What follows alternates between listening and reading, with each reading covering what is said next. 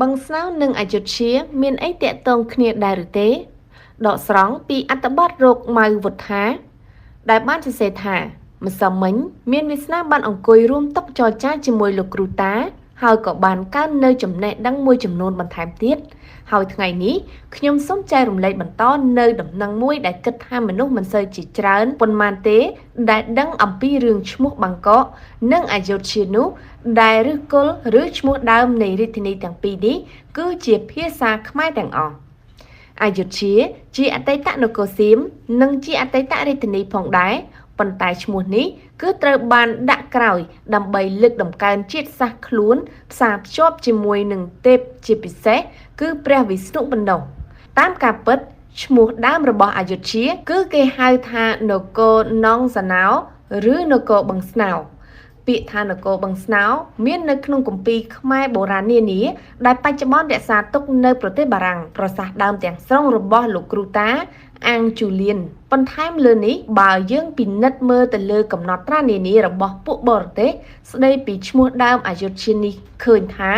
មានសំនៀងស្រដៀងនឹងបឹងស្នោនេះផងដែរឧទាហរណ៍ដូចជាកំណត់ហេតុ The Ship of the Zulamen របស់ទូតរបស់អាណាចក្រពេកដែលចូលមកអយុធ្យាក្នុងរជ្ជកាលស្ដេចនារាយណ៍ព្រះបាទនរាយណ៍មហារាជបាននគរនេះថា Zainao កំណត់ហេតុរបស់អ្នករុករកជនជាតិអ៊ីតាលីឈ្មោះ Nicolo de Giovanni Conti ដែលបានមកតំបន់អាស៊ីអាគ្នេយ៍ក្នុងប្រមាណចន្លោះឆ្នាំ1425ដល់ឆ្នាំ1430បានហៅនគរនេះថា Izanaoមួយទៀតភាសាព័រទុយហ្គាល់តាមរយៈកំណត់ហេតុរបស់ Vasco de Gama បានហៅអយុធ្យាថា Zanao រីឯជនជាតិជប៉ុនដែលមានទំនាក់ទំនងខ្លាំងជាមួយអយុធ្យានោះបានហៅនគរថា Zamro យើងសង្កេតឃើញដោយរួមថាទាំងភាសាអារ៉ាប់ភាសាប្រចាំប្រទេសនិងភាសាជប៉ុនសំនៀងនៃការហៅនគរអយុធ្យាគឺស្រដៀងគ្នានឹងស្នោដែលជាភាសាខ្មែរបើទោះបីជានគរអយុធ្យាត្រូវបានគេឲ្យយកមកន័យថានគរឥតចម្បាំងក្រុងឥតសង្គ្រាមយ៉ាងណាក្តីរាជធានីអយុធ្យាត្រូវបានដុតបំផ្លាញខ្ទេចក្នុងឆ្នាំ1767ដោយកងទ័ពរបស់ភូមាទី2បាងកកឈ្មោះផ្លូវការនៃរាជធានីសៀមគឺក្រុងទេពមហានគរប៉ុន្តែសម្រាប់អ្នកទេសចរទូទៅគេហៅតែបាងកកប៉ុណ្ណោះ